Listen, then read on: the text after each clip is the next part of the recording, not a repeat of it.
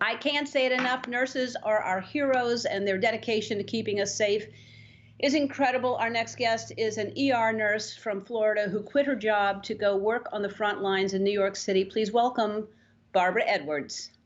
Hi, Ellen. How are you? Hi, Barbara. I'm okay. How are you? Oh my goodness, I'm great. Thank you so much for having me here. That you are like one of those people. You have such a big heart, and you are so genuine and so kind. And I just can't say it enough. I'm just so appreciative of you having me here. Thank you. I'm appreciative of you. I'm so glad that I get to talk to somebody who is a real hero. What you're doing is incredible. You and millions of nurses and doctors, everyone on the front line. Thank you so much. And where are you right now? Right now, I am in my hotel room, which is pretty much where I've been, either in this room or in a hospital for the last month. So this is your first time in New York? It is my first time in New York. It's a big, I remember my first time going to New York, and it was so intimidating because it's just such a big city. I mean, obviously you're in a different situation where you're just going and working, which is incredible that you left your job to go work in New York. But what has it been like for you? Well, honestly, I think this is a little different than any vacation that I would ever take to New York City. Um, it really has just been overwhelming on the response from the people here. I came here to work. I really didn't expect much more than to show up and go in and out of a hospital. And instead, it's just going out onto the streets, the people that will just thank us for being here. They honestly, New York City's just opened their hearts to us. So yeah, the hotel has signs, there are cards, there are kids drawing for us. There's just a lot of positivity, encouragement, just a lot of love and appreciation for us being here. So New York City has just loved on us. Well, I mean, yeah, I mean, because you left your job and being an ER nurse at another hospital to go and help out New York because it is obviously in need. It's incredible. So you left. You have two kids, 14 and 17. Is that right? That's correct. So what made you want to do this? I mean, that's a big thing to take a chance and do this. Oh, okay. So that was something that I had to kind of fight with for a little bit. I hesitated to come. I think what it came down to was watching the numbers every day and seeing what was going on here. Thousands of people dying every day. And then to consider, if this were me and my healthcare system, I just knew that it would not be something we could handle on our own. It was really just me coming and helping healthcare workers and helping people that were suffering and dying. What do you what do you miss most? When was the last time you saw your kids? The last time I saw them, it's been over a month since I've seen them. Wow. Wow. What do you miss most about them? I miss, honestly, it's mostly been just cooking breakfast for them in the morning. That's like a very special time for me and my children. I miss hugs. I miss movie night.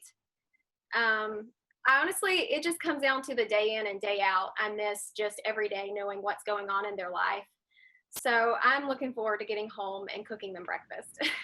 I mean, really, it's unbelievable what you did. And I know, you're by yourself, you're in a hotel room, you're going to work, and then you come home, and I can't even imagine the mental stress, what that must feel like to not have someone to come home to and to hug and to so what it's amazing what you're doing, but I know that you're making these connections with mostly very sad situations, but then there's a connection you have with a patient that's giving you hope, right? Yeah, I had the opportunity to spend 5 days with the same patient, and he had pretty much gotten to the point where he could breathe on his own. He had gotten past the infection, and it really came down to him needing strength, and he couldn't do that on his own.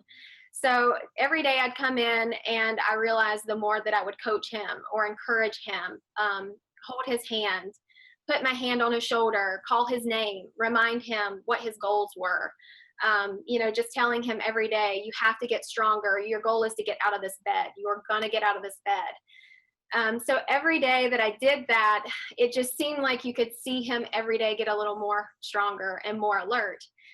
And so finally I did come in one day, and he had not been able to move his arms or legs. And I come in and I say good morning every morning that I come in. And so as soon as I walked in to say good morning, he picked up his hand and he grabbed mine. And that was huge. That was huge for him. And I just looked at his face, and you could tell he couldn't wait to show me what he could do. So honestly, I feel like that experience in itself has been enough to show me that there is victory and there is hope here. I'm just so thankful that I had the opportunity to come here and do this. Wow. Well, that guy is a very lucky guy that you were assigned to his room. That's incredible. We have to take a break. We're going to come back and talk more with you. But can't say enough about how cool that is, what you're doing. We're back with Barbara. She is a nurse from Florida who left her job to help out New York City. Left her kids, hasn't seen her kids in a month. Talk about the definition of selfless is this nurse right here you're talking to. Yeah. I mean, look, as I said, all nurses who are working right now and risking their lives and not seeing their families to help other people, that's already like incredible, amazing. So you work 24 days straight. Washing clothes is in a hotel bathtub. Is that what you're doing? That's what I heard? I did. Honestly, as busy as we've been, it's been easier for me to just wash my own laundry in the bathtub. See? You do what you have to do. What is that knocking? I hear someone knocking at your door. Okay. Would you like me to is it okay? Can I be excused for a minute? Yeah, someone's knocking at the door. You should go see what that is.